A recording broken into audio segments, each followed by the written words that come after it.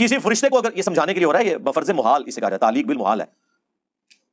مقربین فرشتے کون ہیں؟ جبرائیل، میکائیل، اسرافیل، ملک الموت جسے اسرائیل بھی کہتے ہیں. کسی فرشتے کو بھی کبھی کوئی وہم آیا نا اس حوالے سے؟ کبھی نہیں ایسے ہونا. لیکن اگر کسی کے دماغ میں کوئی چیز ہے تو اللہ فرماتا ہے جائیں گے کدھر؟ میرے پاس ہی آنا سب نے. وَأَمَّا الَّذِينَ اسْتَنكَفُوا، اور جس نے دنیا میں آر محسوس کی ہوگی. ذکر کس کا ہوا ہے؟ مقرب فرشتوں کا، جبرائیل کا، میکائیل کا، اسرافیل کا، ملک الموت کا، عیسیٰ ابن مریم کا، اولو العزم پیغمبر کا. اس کے بعد اللہ تعالیٰ فرما رہا ہے اگر ان میں سے بھی کسی نے کوئی آر محسوس کی، وَاسْتَكْبَرُوا، اور تکبر کی روش اختیار کی، فَيُعَذِّبُهُمْ عَذَابًا أَلِيمًا، تو ایسے لوگوں کو ہم دردناک عذاب دیں گے. ہائے ہائے ہائے ہائے ہائے. وَلَا يَجِدُونَ لَهُم مِّن دُونِ اللَّهِ وَلِيًّا وَلَا نَصِيرًا، اور اللہ تعالیٰ کے مقابلے پر پھر یہ اپنا کسی کو پش پناہ اور حمایتی نہیں پائیں گے. سرکار اگر نبیوں کا، جبرائیل کا، میکائیل کا یہ سٹیٹس ہے تو بابے تے شاہی کوئی نہیں. قرآن حکیم کی وہ آیات جن کو پڑھ کر کچھ لوگوں نے غلط تشریح کی اور مطلب یہ نکال دیا کہ معاذ اللہ کوئی پیغمبر، کوئی بزرگ، کوئی بابا، کوئی شے نہیں. جب توحید بیان ہوگی تو گستاخی تو آٹومیٹکلی ہو جائے گی، کیونکہ توحید کا مطلب یہ ہے کہ اللہ کے سوا کوئی پیغمبر، کوئی فرشتہ، کوئی بزرگ، کوئی بابا، شاہی کوئی نہیں.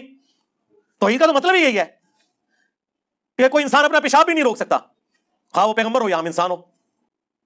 اگر اس بات کو مان لیا جائے کہ نبی کوئی شے نہیں تو پھر اول تو کلمہ شریف کا انکار ہوتا ہے، کیونکہ جس کا ہم نے کلمہ پڑھا ہے شے تو نہیں، وہ تو محمد الرسول اللہ ہے. تو وما ارسلناک الا رحمۃ للعالمین ہیں. جن کا ہم نے کلمہ پڑھا ہے وہ تو ہیں ما کان محمد ابا احد من رجالکم ولکن رسول اللہ وخاتم النبیین. اگر یہ کہا جائے پیغمبر کوئی شے نہیں، نبی پاک علیہ السلام کوئی شے نہیں، معاذ اللہ، پھر تو صاف صاف قرآن کا انکار ہوتا ہے. ایک اور آیت کریمہ جس کو بطور دلیل پیش کیا، وہ آیت بھی میں آپ کے سامنے پیش کرتا ہوں.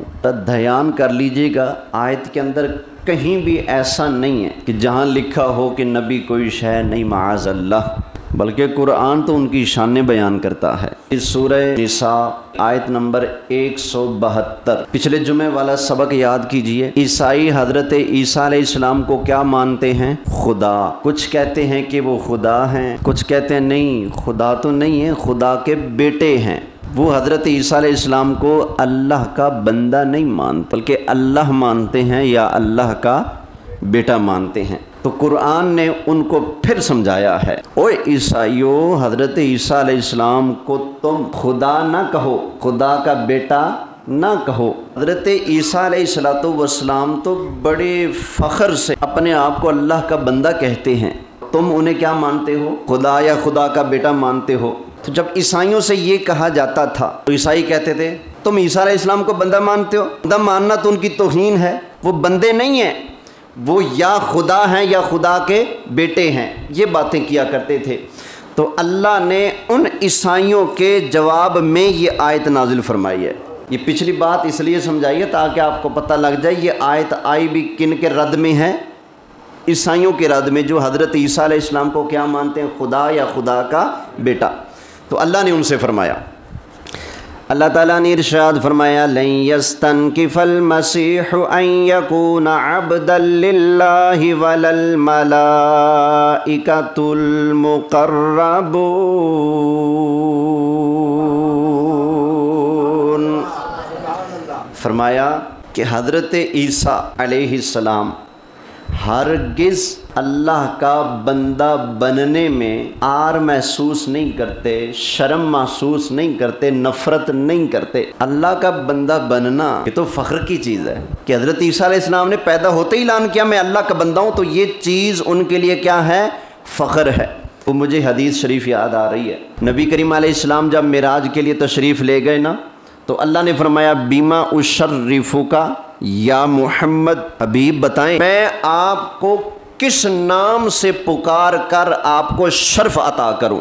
تو نبی کریم علیہ السلام نے اللہ کی بارگاہ میں عرض کی بنسبت عبدی کا، یا اللہ تو مجھے اپنا بندہ کہہ کے یاد فرما، میرے لیے بڑا فخر ہے اس میں. تو بندہ ہونا اللہ کا یہ قابل فخر ہے، قابل نفرت نہیں. تو اللہ فرماتا ہے عیسائیوں تم کہتے ہو کہ شرم کرو مسلمانوں، تم حضرت عیسیٰ علیہ السلام کو اللہ کا بندہ مانتے ہو.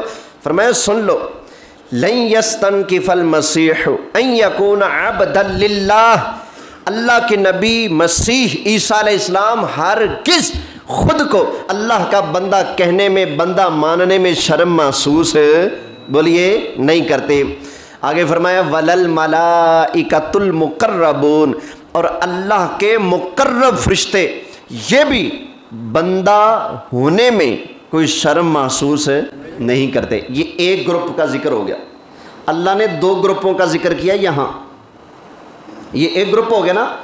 पहला ग्रुप उनका जो अल्लाह का बंदा बनने में शर्म महसूस बोलिए नहीं करते। इनमें कौन आ गए? हज़रत ईसा और फरिश्ते, यानी कि सारे नबी और सारे फरिश्ते।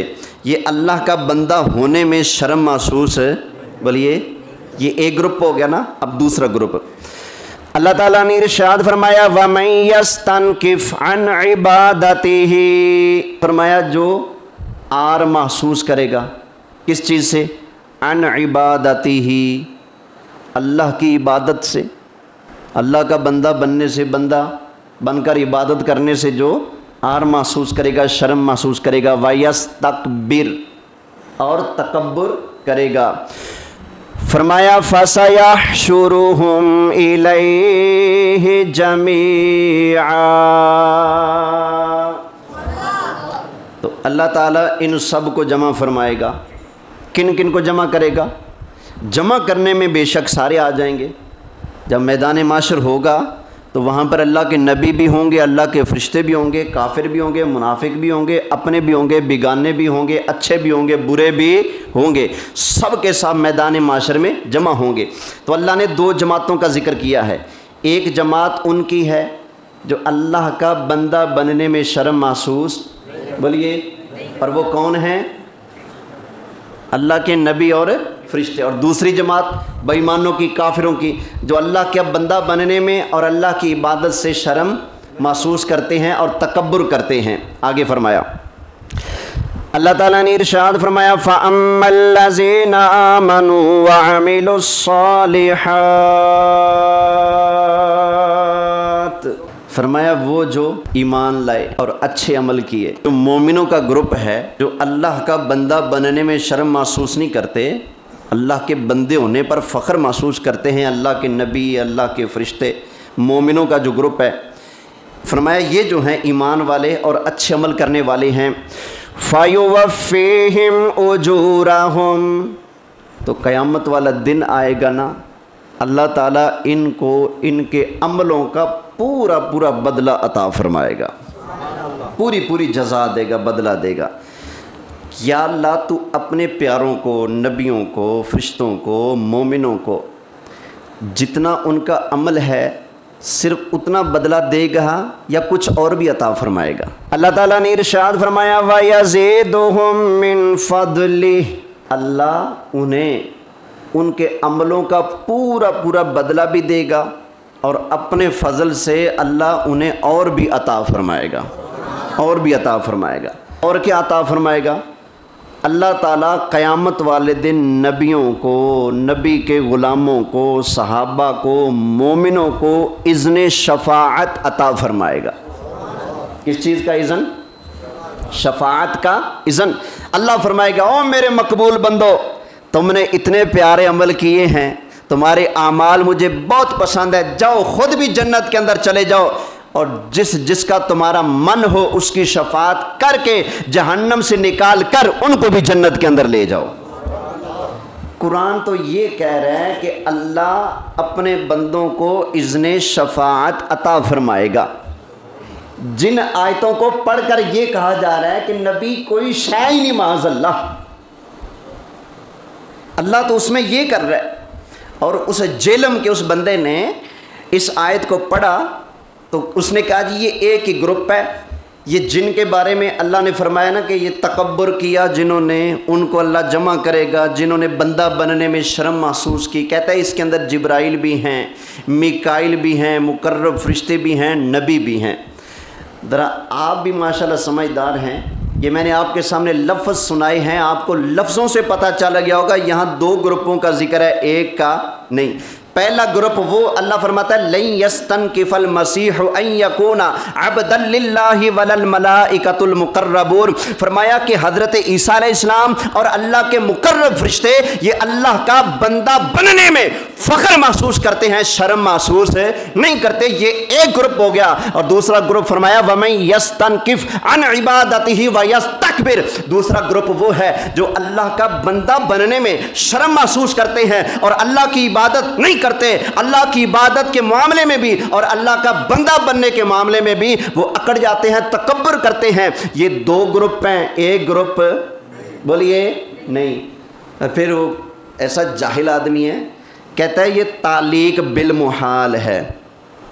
حالانکہ میں پوچھتا ہوں تمہیں تعلیق بالمحال کی تعریف بھی آتی ہے؟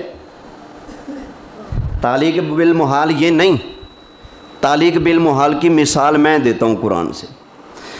اللہ تعالیٰ نے ارشاد فرمایا قل ان کان للرحمن ولد فانا اول العابدین، محبوب آپ اعلان کر دیں کہ اگر خدا کا بیٹا ہوتا تو سب سے پہلے میں اس کی عبادت کرتا۔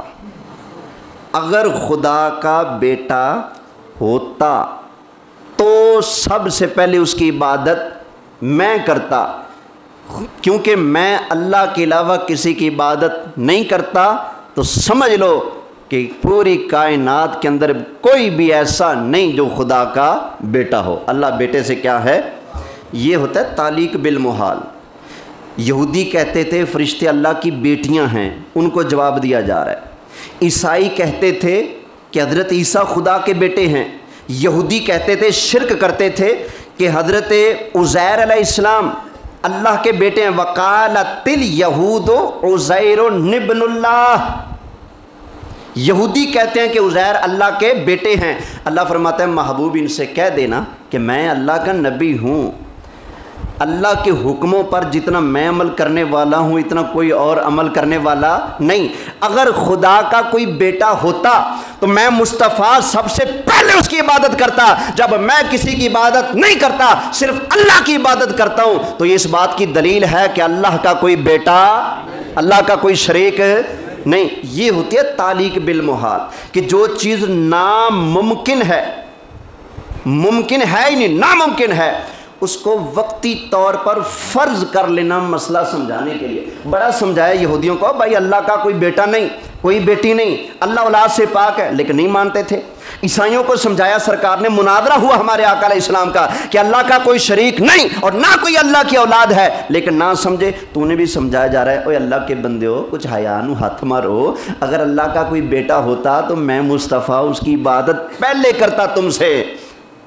سمجھ آئی نا؟ کیونکہ میں اللہ کا پیغمبر ہوں، تم بعد میں ہوتے، اس کی عبادت میں پہلے کرتا، لیکن جب ہے ہی نہیں تو میں پھر اللہ کے علاوہ کسی اور کی عبادت بھی کرتا نہیں۔ تو یہ ہے تعلیق بالمحال۔ کہہ رہے جی یہاں تعلیق بالمحال ہے، پتہ نہیں اس کو تعریف بھی آتی ہے کہ نہیں آتی۔ ایک اور آیت بھی پیش کر دیتا ہوں اس پر۔ اللہ تعالیٰ نے ارشاد فرمایا لو کان فیہما آلہۃ الا اللہ لفسدتا، حبیب اگر اس کائنات کے اندر اللہ کے علاوہ دوسرا کوئی اور سچا معبود ہوتا، خدا ہوتا، تو کیا ہوتا؟ لفسدتا، نہ زمین بچتی نہ آسمان بچتا، دونوں تباہ و برباد ہو جاتے۔ زمین کا سلامت رہنا، آسمان کا سلامت رہنا اس بات کی دلیل ہے کہ اس نظام کو چلانے والا پروردگار ایک ہے، دوسرا کوئی نہیں۔ اگر اللہ فرماتا ہے اگر دوسرا ہوتا تو یہ ہو جاتا، تو یہ ہوتی ہے تعلیق بالمحال۔ تو یہاں تعلیق بالمحال سمجھ آتی ہے، محال چیز کو فرض کر لینا۔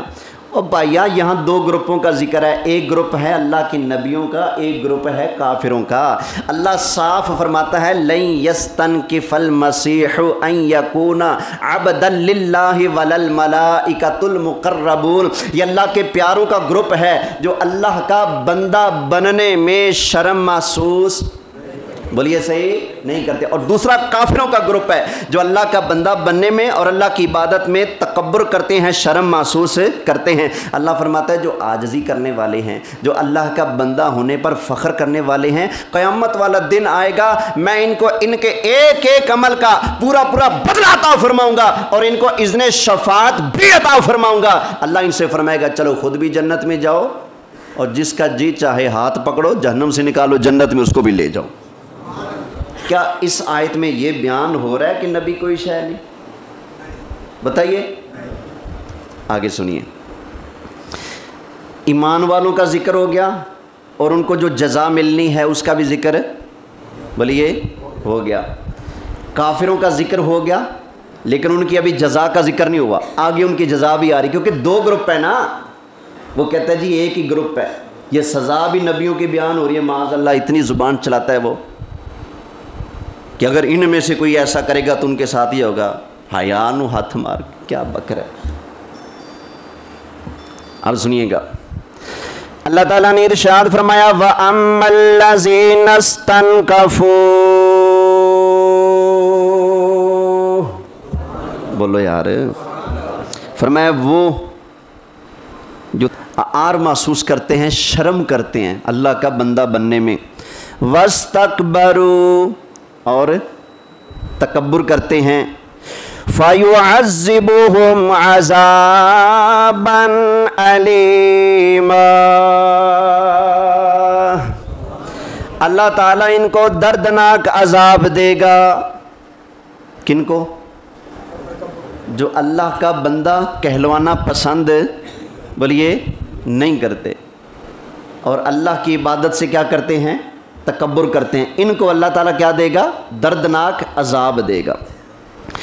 آگے اللہ تعالیٰ نے ارشاد فرمایا وَلَا يَجِدُونَ لَهُم مِّن دُونِ اللَّهِ وَلِيًّا وَلَا نَصِيرًا، فرمایا یہ جو خود کو اللہ کا بندہ نہیں مانتے اور تکبر کرنے والے ہیں، اللہ ان کو جب جہنم کے اندر پھینکے گا نا تو پھر کوئی بھی اللہ کے علاوہ نہ ان کا کوئی حمایتی ہوگا، نہ ان کو کوئی چھڑانے والا ہوگا۔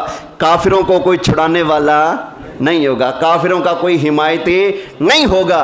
جو ایمان والے ہیں، ہو مسلمان، کلمہ طیبہ پر موت واقع ہوئی ہو، اس کو چھڑانے والے اللہ کی رحمت سے اللہ کے ولی بھی ہوں گے، نبی بھی ہوں گے، نبی کے صحابہ بھی ہوں گے، حتیٰ کہ نبی کریم علیہ السلام نے ارشاد فرمایا جو قرآن کا حافظ ہے وہ بھی اپنے خاندان کے 10 افراد کو جن پر جہنم واجب ہے ان کو نکالے گا، جنت کے اندر داخل کر دے گا۔ یہ تو حافظوں کی شان ہے، تو پھر امام الانبیاء کی شان ہیں؟ سب سے اعلیٰ نبی، سب سے بالا والا ہمارا نبی، سب سے اعلیٰ نبی، سب سے بالا اور سارے اونچوں سے اونچا سمجھیے جسے ہے اس اونچے سے نبی ہے اس اونچے سے اونچا نبی، سب سے اعلیٰ نبی، سب سے بالا والا ہمارا۔ سنو، خدا کی قسم ہے، قرآن کے اندر ایک مقام بھی ایسا مجھے کوئی بندہ نہیں دکھا سکتا جہاں لکھا ہو کہ نبی کوئی شے نہیں۔ اور پھر اس نے ترجمہ یہ کیا کہ ان میں سے، کہتا ہے پیچھے نبیوں کا ذکر ہو رہا ہے، فرشتوں کا ذکر ہو رہا ہے، تو ان میں سے جو تکبر کرے گا اللہ اس کو عذاب دے گا۔ سمجھ آئی نا؟ تو تو میں منہ مانگا انعام دوں گا کہ تو جاہل ہے. کسی بھی مکتبہ فکر کے عالم کے سامنے تو اپنا کیا ہوا ترجمہ پیش کر, اگر وہ صحیح کہہ دے کہ ہاں تو نے ترجمہ ٹھیک کیا ہے, تیری اپنی پسند کا عالم شرط ہے ڈنڈی نہ مارے, اسے ترجمہ کروا لے. اگر وہ کہہ دے کہ تو نے ترجمہ ٹھیک کیا, بھائی یہ ترجمہ تو تب بنتا جب لفظ ہوتا منہم. منہم کا مطلب ہوتا ہے ان میں سے. اللہ نے صاف دو جماعتوں کا ذکر کیا, ایک ایمان والوں کی جماعت ہے, ایک کافروں کی جماعت ہے. ایمان والوں کو اللہ اجر بھی دے گا, شفاعت کرنے کا اختیار بھی دے گا, کافروں کو اللہ پھینٹا بھی لگائے گا, اور جب پھینٹا لگائے گا تو ان کو کوئی چھڑانے والا بھی نہیں ہوگا. کون سا ایسا لفظ ہے یار, مجھے بھی تو بتاؤ. قرآن سامنے رکھ کے جھوٹ پہ جھوٹ بولے جا رہے, معاذ اللہ. توجہ ہے یار, آپ لوگ پریشان کیوں ہو رہے ہو؟ آپ کو تو فخر کرنا چاہیے کہ ہمارا مولوی ڈٹ جاتا ہے, سرکار کی شان کی باری آتی ہے نا, بس نو کمپرومائز, ہر چیز پہ سمجھوتا ہو سکتا ہے لیکن سرکار مدینہ کی عزت اور عظمت پر کوئی کمپرومائز نہیں, کوئی سمجھوتا نہیں. بس ہم نے تو یہی سننا ہے, یہی بولنا ہے اور یہی سننا ہے. سب سے اعلیٰ ہمارا نبی, سب سے